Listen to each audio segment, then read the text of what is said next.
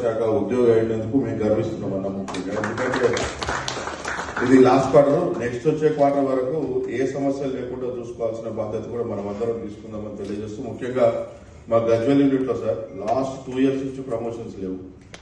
Vacancies ఉన్నా కూడా promotions ఇచ్చే పరిస్థితి లేదు. 2025 6 నాడు క్లారిఫికేషన్ రాస్తున్నారు, అంటే ప్రజెంట్ స్టార్ట్ మేము ఇంప్లిమెంటేషన్ చేయాలా లేదా అని. దాని మీద ఇప్పటివరకు కూడా కనీసం మనం క్లారిఫికేషన్ కూడా ఇవ్వలేదు.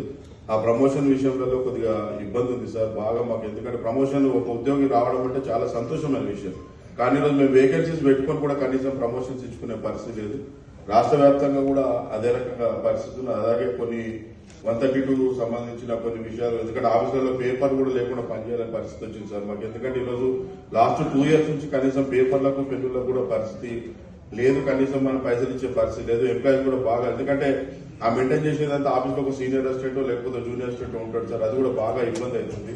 దయచేసి ఇట్లాంటి చిన్న చిన్న విషయాలు ఉన్నాయి, కనీసం ఇవన్నీ కూడా ఈరోజు ఈ వచ్చే క్వార్టర్ వరకు, ఎందుకంటే ఈ లాస్ట్ క్వార్టర్ ఇప్పుడు మన మార్చ్ ఎండింగ్ అవుతుంది, ఇంకో నెక్స్ట్ క్వార్టర్ వరకు కూడా ఖచ్చితంగా కూడా ఇట్లాంటి సమస్యలు లేకుండా హాయిగా సాఫీగా పనిచేయాల్సిన ఉద్దేశం అయితే మా అందరికీ ఉంటుంది. ఎందుకంటే నీటిపారుదల శాఖలో పనిచేయడం అంటే మేము నిజంగా కూడా గర్వంగా ఫీల్ అవుతున్నాం సార్. ఎందుకంటే ఒక ఉద్యోగం ఈరోజు రైతులందరికీ నీళ్ళు ఇస్తున్నామంటే మేమందరం కూడా చాలా గర్వంగా ఫీల్ అవుతున్నాం. నీటిపారుదల శాఖ ఉద్యోగులకు ఎప్పుడైనా మేము చాలా బ్రహ్మాండంగా ఫీల్ అవుతున్నాం. మా అధ్యక్షులు కూడా నీటిపారుదల శాఖలో ఉన్నారు కాబట్టి ఇంకా ఎక్కువ కూడా మాకు కూడా సంతోషం.